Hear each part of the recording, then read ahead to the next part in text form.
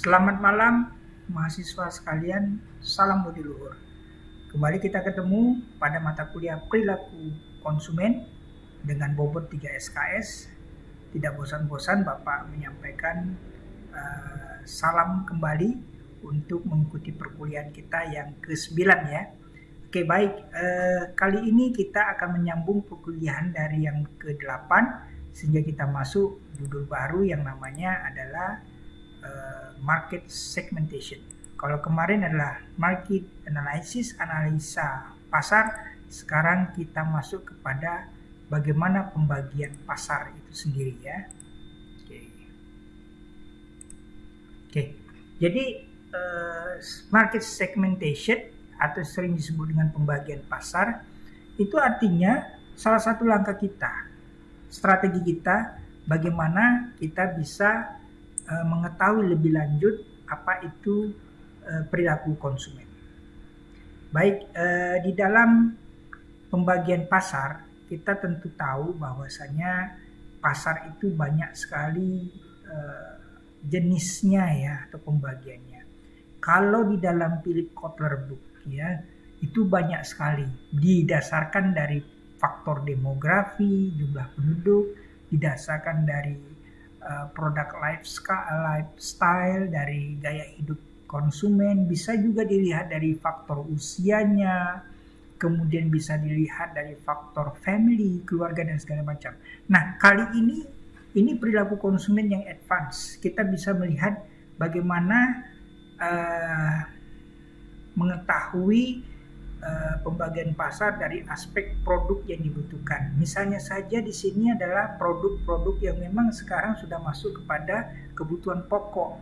Contohnya saja adalah alat elektronik. Sekarang yang namanya televisi sudah menjadi kebutuhan pokok konsumen.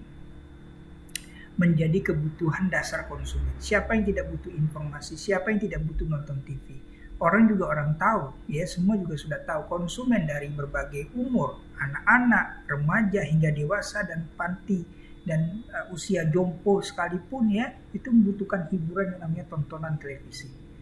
Begitu pula di zaman dulu ada yang namanya radio. Radio juga sekarang sudah canggih sekali ya. Kemudian jam tangan ini juga merupakan kebutuhan pokok. Kalau zaman dulu mungkin hanya orang-orang tertentu yang bisa membeli jam tangan karena hanya merupakan the having people, orang-orang kaya ya. Tapi sekarang tidak, jam tangan dengan harga 30.000 orang juga sudah bisa beli.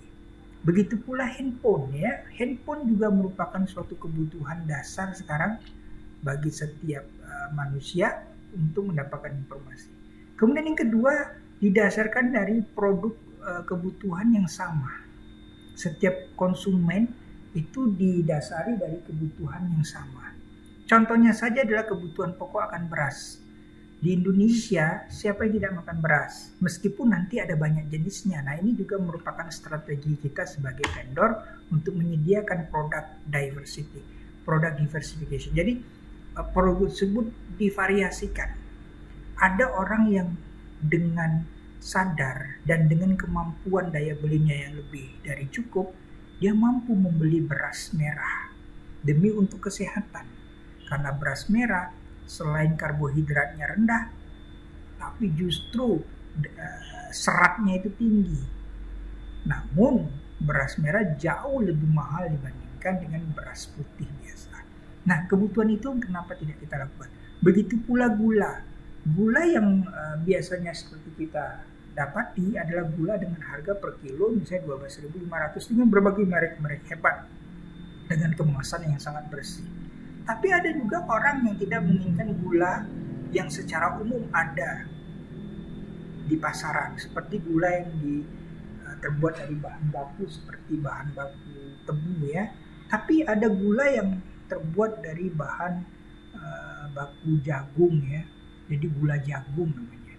Gula tersebut sangat rendah namanya karbo, rendah namanya kandungan glukos sehingga cukup baik bagi penderita diabetes. Nah, ini juga merupakan hal strategi yang perlu kita lakukan ya. Nah, kemudian juga dengan garam. Garam juga setidaknya adalah garam yang mengandung yodium. Ini tidak saja kebutuhan makanan yang dibutuhkan, tapi juga kesehatannya yang penting ya. Kemudian sayur mayur ini juga ada sayur mayur yang sudah dipres, atau sayur dan buah-buahan yang memang sengaja ditumbuh kembangkan, ditanam secara organik, tidak menggunakan pestisida sebagai alat menghilangkan yang namanya hama ya, karena pestisida tersebut bisa saja nempel pada kulit sayur atau kulit buah-buahan yang justru bukannya kesehatan yang bisa didapat oleh konsumen, tapi juga penyakit gitu ya. Nah, kebutuhan akan sayur mayur dan buah-buahan organik ini perlu juga mendapatkan perhatian bagi kita, karena butuh sekali konsumen yang namanya sayur dan buah, dan itu relatif sama. Namun bedanya pengolahannya. Proses pengolahannya ada yang menggunakan pestisida, tapi ada juga yang non pestisida atau organik. Kemudian kita juga harus memahami segmentasi pembagian pasar dari pasar yang unik. Pasar unik itu pasar apa? Bagaimana vendor, kita sebagai pedagang bisa memahami perilaku konsumen dari aspek permintaan yang unik. Contohnya saja ya, kalangan selebriti.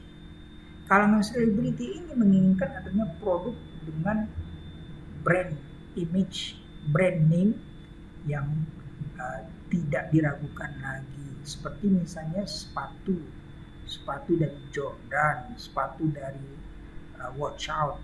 Itu memang sepatu yang dengan kualitas tinggi, misalnya sepatu kulit tapi dia tahan lama, bisa bertahun-tahun ya, meskipun harga mahal. Nah, ini kalangan selebriti itu tidak jadi masalah yang namanya harga. Begitu pula ada pasar yang memang menginginkan adanya barang antik.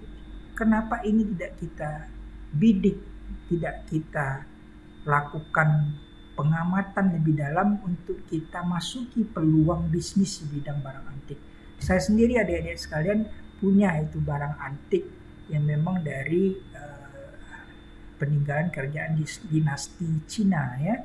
Sampai sekarang itu masih ada. Barang-barang antik ini agak-agak sulit saya merawatnya karena terlalu banyak, itu peninggalan orang tua, jadi rencana mau saya jual gitu ya, jadi promosi juga. Oke adik-adik sekalian, karena waktu yang sangat mepet, kita kali ini agak lebih cepat.